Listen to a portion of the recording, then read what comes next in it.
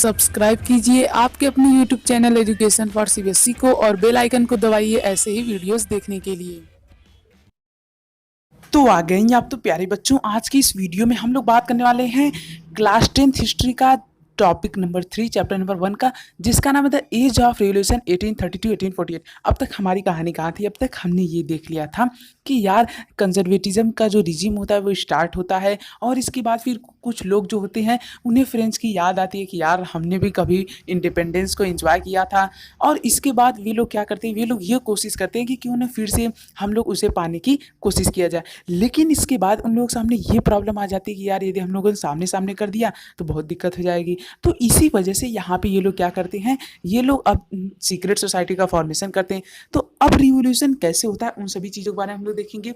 आज का ये वीडियो देखने के बाद आप लोग को ये क्लियर हो जाएगा कि किस प्रकार से वे लोग रिवोल्यूशन करने की सोचते हैं और ग्रीक वॉर ऑफ इंडिपेंडेंस क्या था, लॉर्ड बायरन कौन थे, और इसी के साथ साथ में आपको बहुत सारी चीज़ें क्लियर होंगी। और मेटरनिच का एक डायलॉग भी आज की इस वीडियो में हम लोग देखने वाले हैं। स्टार्ट करते हैं। देखिए यहाँ पे होता क्या है प्यारे बच्चों, जब कंजर्वेटिव का रिजीम ख़त्म हो जाता है और इसके बाद फिर जब रिवोल्यूशन जो शुरुआत होने के कगार पे आ जाता है तो 1830 में जुलाई में, यानी कि यहाँ पे आप लोग को दिया गया है डेट, देखिए जुलाई 1830 में फ्रांस में ये जो रिवोल्यूशन होता है इसका पहले स्टार्ट होता है। और जो बॉर्बन किंग थे उन्हें मतलब कि जिनकी पावर को रिस्टोर किया गया था उन्हें क्या किया जाता है, थ्रोन आउट कर दिया जाता है, मतलब कि निकाल दिया जाता है।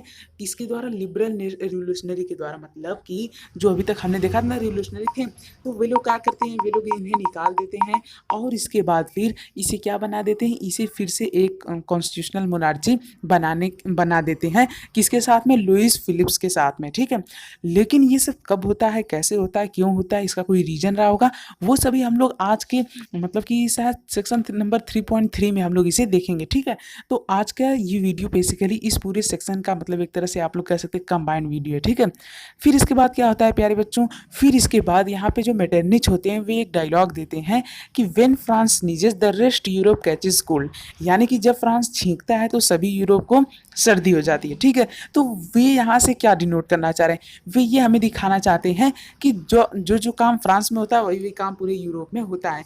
मतलब कि जैसे कि हमने देखा फ्रांस में रिवोल्यूशन हुआ, वही रिवोल्यूशन पूरे यूरोप के भी हर कंट्रीज़ में जाएगा। ठीक है, तो इसके बाद क्या होता है कि जो जुलाई रिवोल्यूशन होता है वो जैसे यहाँ पे चिंगारी की तरह निकला था, तो उसके बाद जो बेल्जियम होता है वो यूनाइटेड किंगडम ऑफ नीदरलैंड से अलग हो जाता है। मतलब कि जो ब्रसेल्स में हुआ था ना जुलाई रिवोल्यूशन, तो उसका रिजल्ट ये निकलता है कि बेल्जियम जो होता है वो अलग हो जाता है नीदरलैंड से। ठीक है, अब इसके बाद क्या होता है, अब इसके बाद एक और यहाँ पे इवेंट आ जाता है जो कि इन लोगों को काफ़ी ज़्यादा मतलब कि क्या कह सकते प्रेरित करता है रिवोल्यूशन के लिए। वो आ जाता है ग्रीक वॉर ऑफ इंडिपेंडेंस। ये क्या था, देखिए यहाँ पे जो ग्रीस के लोग थे वो पहले किसके भाग हुए करते थे, ओटोमन एम्पायर के भाग हुए करते थे। मतलब जितना पूरा ग्रीस था वो पहले ओटोमन एम्पायर का भाग हुआ करता था। लेकिन होता क्या है कि जैसे जैसे ये लोग रिवोल्यूशन को देखते हैं इनका भी मन कहता है हम लोगों को भी आज़ादी मिलनी चाहिए, और ये लोग भी यहाँ पे अपनी आज़ादी के लिए क्या करते हैं, लड़ाई लड़ना शुरू कर देते हैं। फिर इन लोगों को जो सपोर्ट मेनली मिलता है वो मिलता है कहाँ से, इनकी ग्रीक कल्चर से मिलता है। मतलब कि लोगों को ग्रीक कल्चर की मदद से ये लोग इकट्ठा करते थे कि हमारा और आपका कल्चर सेम है, हम और आपके पूर्वज सेम रहे होंगे। ठीक है, तो इन सभी चीज़ों की मदद से इन्हें इकट्ठा करते थे। और जो पोएट्स थे, आर्टिस्ट थे, वे लोग भी क्या करते थे, इसमें मदद करते थे। और इसी के साथ साथ ऐसे लोग जिन्हें ग्रीस से निकाल दिया गया था, जिन्हें ग्रीक से निकाल दिया गया था, उनसे भी ये लोग क्या करते थे, मदद लेते थे। ठीक है प्यारे बच्चों, अब फिर यहाँ पे क्या होता है, यहाँ पे एक पोएट आते हैं जिनका नाम रहता है लॉर्ड बायरन। ये हमेशा क्या मतलब ये क्या करते हैं, ये फंड वगैरह को ऑर्गेनाइज करते हैं और इसके बाद क्या करते हैं, मतलब बहुत सारे पैसे जुटाते हैं इधर उधर से। तो फिर उसके बाद क्या करते हैं, आर्मी वगैरह को मदद करते हैं।